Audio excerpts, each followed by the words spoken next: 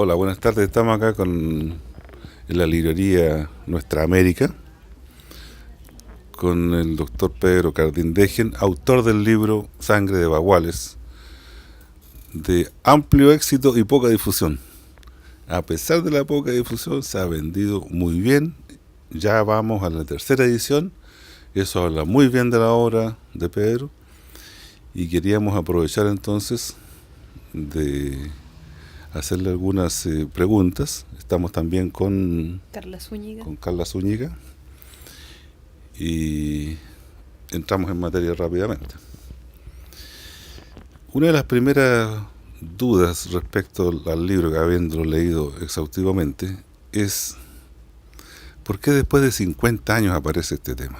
Es un tema tan relevante, tan importante.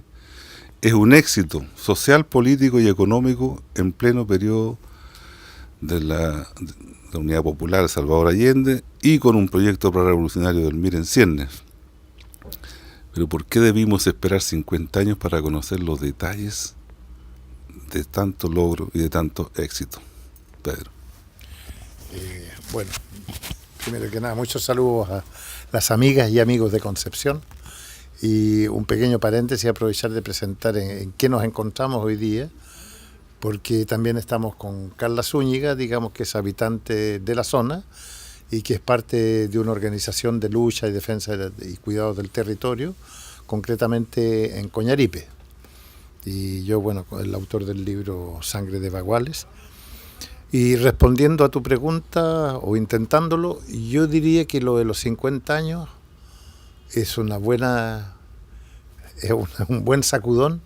¿Por qué se tiene que demorar 50 años? A eso yo le pondría algunos matices, y es que el libro de los Baguales es parte de un proceso, digamos, no es el único. Es un proceso que yo creo que empezó por allá apenas Pinochet volvió a los cuarteles, y se empezó a recuperar la memoria, se empezó a visitar la zona, los que habíamos vivido, se han hecho películas, videos, reportajes, tesis, varios libros, digamos, uno de los primeros hechos en dictadura, iniciado en dictadura, fue Recuerdos de la Guerra, del CODEPU, que relataba un poco el enfoque de los derechos humanos y del terrorismo de Estado. Después empezamos a buscar dónde estaban los lugares, dónde estaban las familias. Y en un proceso que lleva casi más de 20 años, se ha ido reconstruyendo la memoria. Pero supongamos que hoy día estaríamos en los 50 años, yo creo que ese olvido u ocultamiento no es una casualidad, es primero un intento de borrar de la memoria popular y la memoria obrera, la memoria mapuche, de la sociedad chilena y patagónica o argentina también, porque el Gualmapu, el país mapuche, es transfronterizo, de borrar de la memoria de los pueblos el recuerdo de un momento tan importante como fue el complejo maderero, que por resumirlo en dos cosas fueron 400.000 hectáreas con 4.000 trabajadores, más las comunidades y mapuches de la zona, que eran los primeros habitantes, sin patrones durante 3 años. O sea, si pensamos a nivel planetario, habría que buscar con lupa cuáles son los territorios del planeta que han vivido más de 3 años sin patrones. Y por una iniciativa que surgió de la comunidad, de las bases, del pueblo, de las comunidades mapuches y de los obreros madereros, sindicalizados y otros. Entonces yo creo que el que haya pasado 50 años era un intento deliberado de las clases dominantes de que esa página se olvide para siempre. Así como las luchas del salitre, las luchas mineras en Chile significaron sangrientas represiones. Se dice que en Santa María de Iquique fueron 3.000 hasta 7.000 personas asesinadas, y eso iba a quedar en el olvido, habría quedado en el olvido si no es por la cantata Santa María. Pero encontrar testimonios de esa época son muy pocos los que hoy se encuentran. Y yo creo que el que hayamos logrado eso entre muchos, en el complejo maderero es un éxito. Es decir, hoy día el complejo maderero es un tema que cada vez está más presente. Todos los años, por decir un dato nomás, hacemos una peregrinación, romería, encuentro, y llegan 100 a 200 personas durante el fin de semana, el primer fin de semana de febrero, y se comparte, se aloja en carpas o en sacos de dormir, en el sindicato, hacemos una tallarinada, y al día siguiente viajamos al lugar del campamento de la guerrilla del 81, visitamos el museo, y se ha transformado en un hecho que ya está incorporado a la rutina de los habitantes de la zona del complejo maderero. Entonces eso un poco, yo creo que la dictadura y después los gobiernos siguientes lo que más querían era que se olvide esto para siempre, que se sepulte tanto la memoria de lucha como la memoria de los muertos, los que dieron la vida, que fueron 81 vidas, y que eso quede sepultado y olvidado, porque era un ejemplo de lucha demasiado inaceptable para las clases dominantes. Inaceptable por lo exitoso que fue, por la repercusión que tuvo, no solo a nivel regional, de la provincia de Valdivia en esa época, sino que también a nivel nacional e internacional. Sabemos que Svante Grande, uno de los participantes, es realmente un héroe popular en Suecia. No es menos que eso. Otra de las inquietudes, de las dudas, habiendo leído el libro, y participé también en el lanzamiento que se hizo aquí el año pasado, es respecto a la actualidad del tema. Es decir, una lucha tan exitosa, con tantos ejemplos a extraer, no puede quedar circunscrita a la historia. Tiene que tener una mirada de futuro. ¿Cómo haces tú como autor ese nexo entre la historia exitosa de una experiencia como la que se describe muy bien en el libro y los tiempos que vivimos hoy día, donde el neoliberalismo campea, donde los modelos a seguir en términos latinoamericanos son escasos y los exitosos son difíciles de seguir? O sea, una revolución armada como Cuba, por ejemplo, hoy día no tiene sentido en la América Latina actual. Sin embargo, este sí es un modelo. Pero ¿cómo lo traemos al presente? ¿Y cómo le damos actualidad al tema? Sí. Bueno, por ahí me acuerdo de alguna frase medio poética, digamos. A veces cuando describo el territorio en que vivo y en que viven mis dos hijos mapuches, me gusta hablar del territorio memorioso de los volcanes. Y es que yo creo que en nuestra zona la memoria, el fogón mapuche y el fogón de los trabajadores madereros, que también tenían su fogoncito y vivían a la orilla del fuego, cuando iban a voltear así después de caminar 3-4 horas en las montañas, y armaban campamento con un toldito, unas carpas o unas lonas, y vivían a orilla del fuego todas las noches, digamos. Y entonces las conversas de fogón, en un fogón no se pierde la memoria. Y yo creo que es una de las gracias que tiene mi territorio, es que la memoria es muy fuerte, muy viva. Y los fogones son parte de eso. Una conversa a orillas del fogón, tomando mate o navegado o lo que sea, un poquito fuerte puede ser también, es una manera de vivir en contacto con los antepasados. Los antepasados están allí. Es una forma de vivir que heredamos de nuestra madre mapuche, si es que yo hablara como chileno, digamos. Supongamos, podemos tener un padre español europeo, pero nuestra madre y nuestra construcción como pueblo es mestiza. Y en el mundo mapuche los antepasados siempre están presentes. Entonces yo creo que la memoria tiene que ver con eso, y el tener presente la memoria te hace que ella te alimente el presente. Por aquí caminó mi abuelo. Yo voy a mirar los rastros que hay todavía en la arena, en la lava o en la nieve de los volcanes o en la tierra de quilas del monte, y yo puedo seguir los rastros de mi abuelo. Y lo que él decía, su sabiduría, me sirve para alumbrar el presente. Si mi abuelo fue capaz de algo, ¿por qué yo, mis hijos, mis compañeras, mis compañeros, no podremos seguir los mismos pasos. Entonces creo que la memoria en eso es clave, es vital, y el olvido es el territorio de la derrota, es el territorio de recibir nuevos fracasos. Y yo siento que un poco de ahí viene la fuerza de la experiencia, y lo que a mí me ha motivado por escribir, transmitir y ser casi un predicador del complejo maderero, digamos. Sí, aprovechando la presencia de Carla, quería preguntarle cuáles son los vínculos, los nexos o los puntos comunes entre la cosmovisión mapuche y esta experiencia concreta del complejo maderero. A ver, quizás no soy yo la más experta de hablar del complejo maderero, y más bien la experiencia que nosotros vamos viendo tiene que ver, pues son varios puntos. Podría ser la horizontalidad con la que se han manejado también, si bien el mapuche tiene, tampoco soy una estudiosa de lo mapuche, pero lo que manejo tiene que ver con la horizontalidad del trato, si bien ahí está el lonco, si bien hay roles designados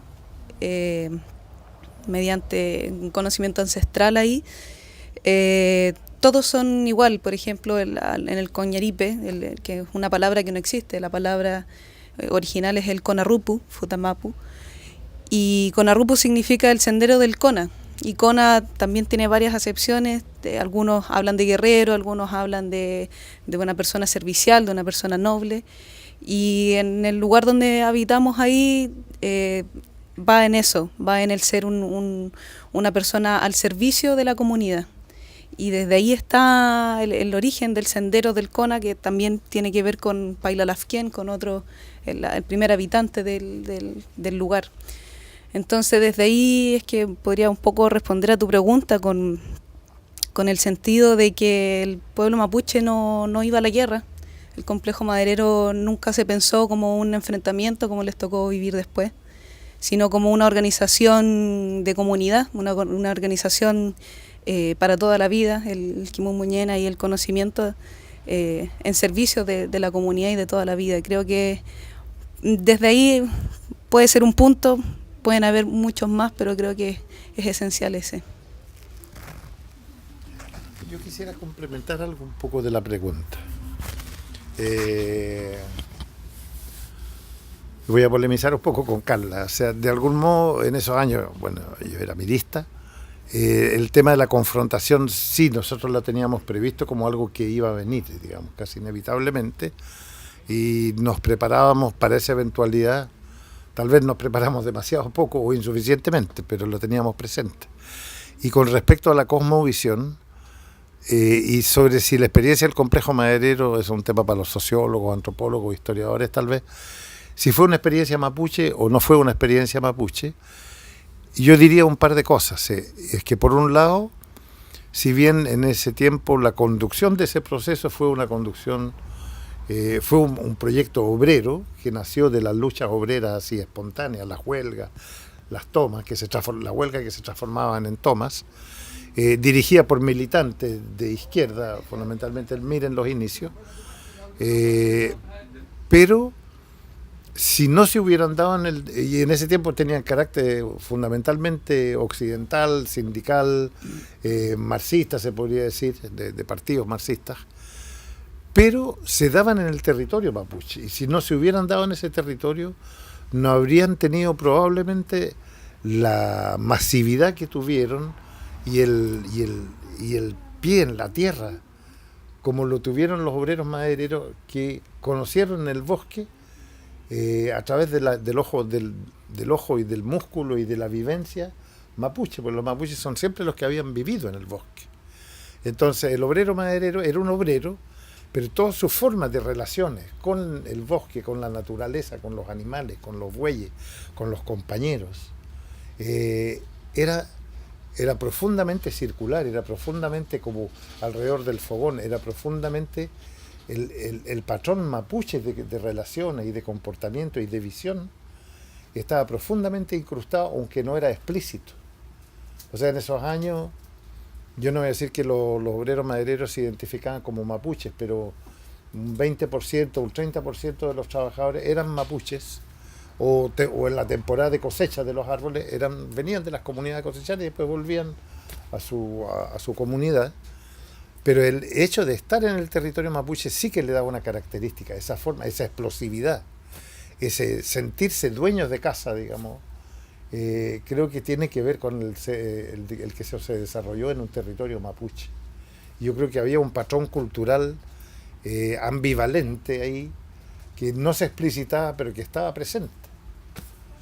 Ese sería mi comentario. Perfecto. Hay una serie de dudas que surgen de la lectura del libro que sería largo enumerar y estaríamos tal vez toda la tarde en esto. Sin embargo, todo el mundo sabe que esta es una experiencia que terminó a sangre y fuego a partir del 11 de septiembre de 73 y que siguió con el saqueo y la desarticulación territorial de las 360.000 hectáreas en poder del Estado. Esa parte de esas hectáreas están en quienes soy hoy miembro de grupos económicos en Chile. ¿Tú ves alguna posibilidad de recuperar no solo la memoria, sino que también parte del territorio en otro proyecto de Estado, en otro proyecto de sociedad? Parece que la telepatía funciona. Bueno, entre paréntesis, como yo soy picado, yo digo, si nos abortaron a esa manada de baguales que fuimos, un proyecto tan maravilloso y tan colectivo y tan generoso como fue el complejo maderero, y lo abortó el terrorismo de Estado. Y no lo pudo hacer a la buena, tuvo que hacerlo con sangre y fuego. Y si yo comparo, para la toma de los 16 primeros fondos, que después se transformaron en 22, dicen que hasta 24, y 360 a 400.000 hectáreas, con 4.000 trabajadores en el momento cúspide, yo digo, para las tomas no corrió una sola gota de sangre. Y para la retoma, digamos, reaccionaria de los milicos, la reacción y los grandes empresarios, o sea, tuvieron 81 muertos y 4.000 torturados, sistemáticamente. En todos los fondos, todos los hombres eran torturados, sistemáticamente. Es decir, tú ves el grado de violencia proporcional, y así nos trataban de bandidos, de terroristas y qué sé yo. Pero ¿quiénes son los terroristas? Pero pensando que el terrorismo de Estado logró arrebatarnos ese sueño virtuoso, tranquilo, seguro, como fue el complejo maderero, e invitante, yo diría, ellos nos quitaron algo. Si yo hablo en el derecho burgués, en el derecho empresarial, yo podría decir, tú me robaste mi empresa, me la tienes que devolver.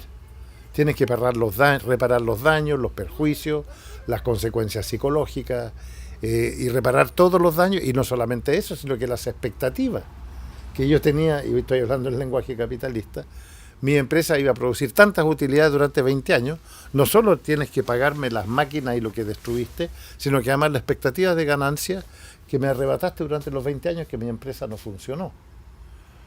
Estoy hablando solo en términos capitalistas y materiales. Pero si yo pienso que a la vez ese era un experimento piloto que le pertenecía a todo el pueblo, a todos los pueblos, y que hoy día podría ser una luminaria en un mundo convulsionado que no sabe para dónde va. O sea, en un planeta que se está en vías de destrucción acelerada, calentamiento global y otros.